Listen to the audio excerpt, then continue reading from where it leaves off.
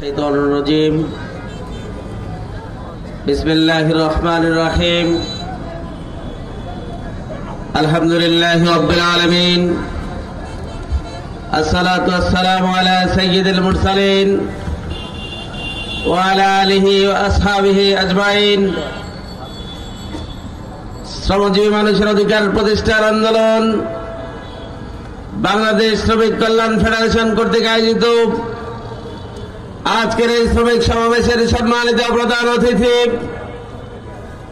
বাংলাদেশ শ্রমিক কল্যাণ ফেডারেশন কেন্দ্রীয় কমিটির সিনিয়র সহ সভাপতি, আজকের অনুষ্ঠানের প্রধান অতিথি জনাব অধ্যাপক হারুনুর রশিদ, আজকের শ্রমিক সমাবেশের বিশেষ অতিথি শ্রমিক কল্যাণ ফেডারেশনের সভাপতি জনাব মুনসুর রহমান, শ্রমিক কল্যাণের গাজীপুর মহানগরের উপদেষ্টা জননেতা আফজাল হুসাইন, সম্মানিত নেতৃবৃন্দ, সম্মানিত শ্রমিক বন্ধুগণ, আসসালামু আলাইকুম ওয়া রাহমাতুল্লাহি তাআলা ওয়া বারাকাতুহু।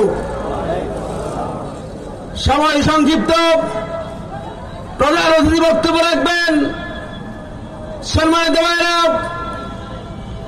আমি স্বল্প সময়ে কয়েকটি কথা আপনাদের সামনে উপস্থাপন করতে চাই। সম্মানিত ভাই বন্ধুগণ, বাংলাদেশের স্বাধীনতা অর্জন হয়েছে 53 বছর পরে, 54 বছর অতিক্রান্ত হচ্ছে। যে উদ্দেশ্য নিয়ে 1971 সালে অনেক শহীদের রক্তের বিনিময়ে এদের স্বাধীনতা পেয়েছিল, 54 বছরে দেশের মানুষ তার স্বপ্ন সব পূরণ করতে পারেনি। এদেশের মানুষ তার অধিকার ফিরে পায়নি।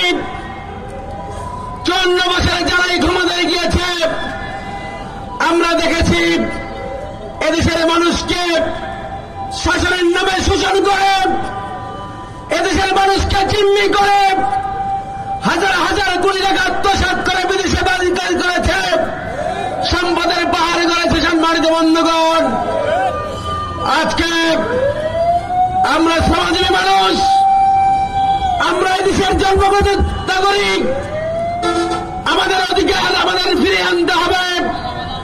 অধিকার প্রতিষ্ঠার জন্য অধিকার কেউ কাউকে দিয়ে যায় না। অধিকার পেতে হলে আন্দোলন করতে হবে, সংগ্রাম করতে হবে।